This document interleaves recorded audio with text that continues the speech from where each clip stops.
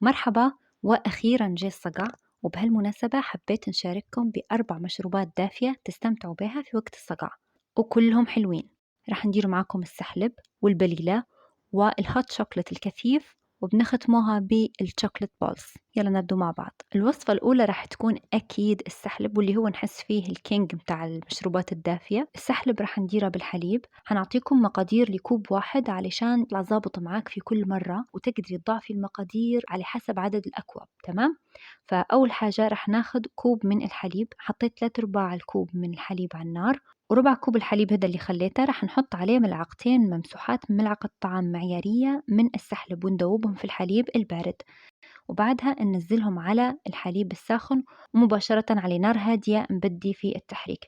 طبعا السحلب نفس فكرة النشا بالضبط، ما ينفعش ان انت تحطيه على حليب ساخن، لان راح يتكتل على طول.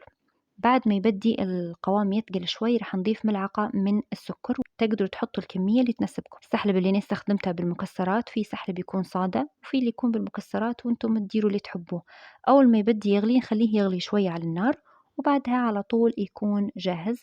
تصبوه في الكوباية متاعكم وتزينوه بالمكسرات، باللوز، بالكاكاوية حتى يطلع حلو، ولو تحبوا تديروا عليه رشة قرفة يطلع روعة. نفس المقادير تقدروا تديروه بالمية، ولكن اللي بالحليب يختلف واجد طعم على السحلب اللي بالمية. هما الاثنين حلوين، لكن الحليب بصراحة أحلى. وهذه أول مشروب عندنا. المشروب الثاني راح نديره البليلة.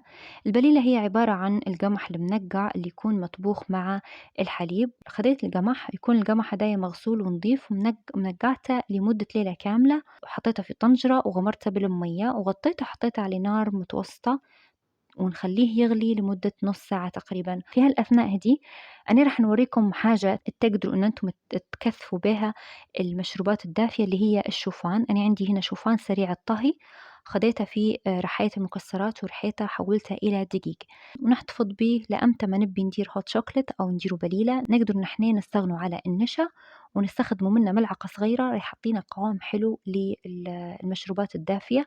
طبعا ممكن تقولوا ليش يعني شوفان بالذات، لأن الشوفان هو زيرو كالوري وفي نفس الوقت زيرو نكهة، يعني هو ما فيش نكهة بكل، فمش راح يأثر على مشروباتكم. لما رجعت للقمح هنايا لقيتها طاب. شوفوا كيف خليه تقريبا على النار نص ساعة. نحوله من النار، وانتم من الأول تقدروا تديروا كمية كبيرة وتخزنوها في الثلاجة، يعني يكون تنقعوه ليلة وبعدين تصبخوه وتخزنوه في الثلاجة. أنا حطيت على النار كوب من الحليب، وحطيت عليه نص كوب من البليلة اللي هي منقعة ومطبوخة، تكون البليلة طايبة، وقعدت نحرك فيه كل شوية، لازم نحركه. وخديت حليب بارد وحطيت فيه ملعقة صغيرة من الشوفان، بعدين ضفت على الحليب اللي نطبخ فيه البليلة، ونقعد نحرك بهدوء. هذه خطوة إضافية بس لو حابين تقلوا الخليط يعني، واللي هو تقدروا تستبدلوه بالنشا. بعد تقريبا هيك ربع ساعة هو يغلي مع الحليب ومع التحريك تكون جاهزة البليلة. حليتها بالعسل.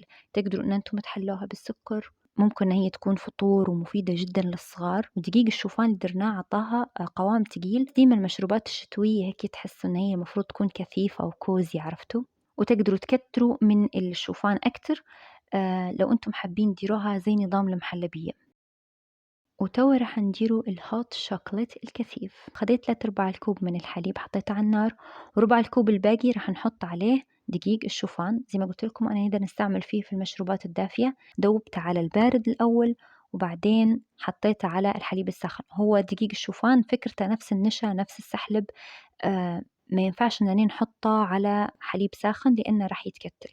فنقعد نحرك، وبعد ما يسخن الحليب نضيف عليه نص ملعقة طعام من الكاكاو الخام. أول ما يفور الحليب راح نطفي النار ونجي نختار الشوكولاتة اللي انتم تحبوها. الهوت شوكليت طبعا لازم يكون فيه شوكولاتة دايبة، لأن هو هيك اسمه، يعني ما ينفعش نديره حليب وكاكاو. داري الشوكولاتة اللي انت تحبيها واللي تفضلي نكهتها هي اللي تحطيها في الهوت شوكليت. اخترت شوكولاتة تكون دارك شوية، نسبتها أقل من 60%، وخديت شوكولاتة ميلكا علشان نبي نستفيد من طعمة السكر فيها، لأن زي ما تلاحظوا أنا ما درتش سكر، فحنحليها بالشوكولاتة. احنا محتاجين للشوكولاتة هذه نص كوب. لاحظوا أنني نص الكمية حطيتها دارك ونصها حطيتها شوكولاتة حلوة. بعد ما ذوبت الشوكولاتة صبيتها في الكوب التقديم، وعندي مارشميلو فخديت عود أسنان ودرت بيه الهيكل هذا لأني نبي ندير رجل الثلج.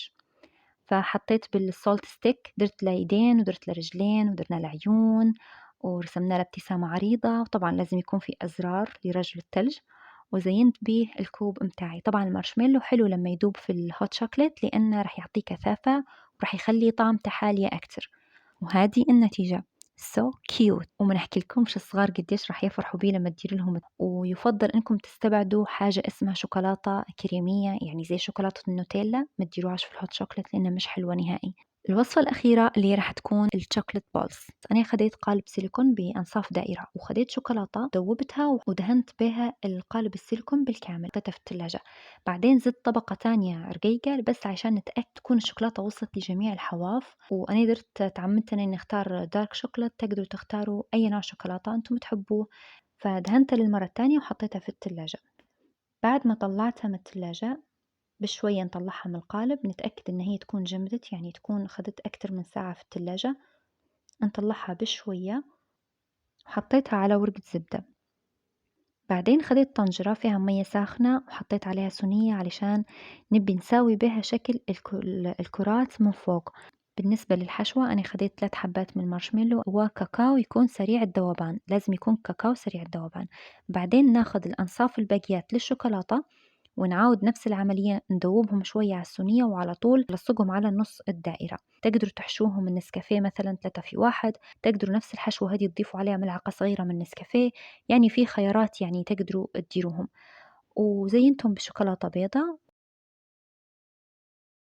وبعدها بحليب ساخن مقدار الكرات هذينا الكبار يبوا كوب من الأكواب المعيارية من الحليب الساخن، تنزليهم وبوب تطلع معاك كل الحاجات اللي حطيتيهم داخل. صراحة إنها روعة، وتستمري في التحريك علشان يدوب المارشميلو وتدوب الشوكولاتة. طبعا الشوكولات بولز يعني بالطريقة هذه لأن في كمية شوكولاتة كبيرة وفي مارشميلو حتى هي قوامها حيطلع كثيف معك. ما نحكي لكمش قديشها ممتعة وخاصة مع الصغار يعني روعة. ولا مثلا لما تكون في جمعة هيك مع صحباتك طالعين على منتزه أو مثلا مدين حفلة مبيت، هذه الشوكولات بولز راح تكون خيار مش عادي. نتمنى تكون كل المشروبات عجبتكم واستفدتوا منها. هذه وصفاتي لليوم، تفضلوهم، صحتين عليكم.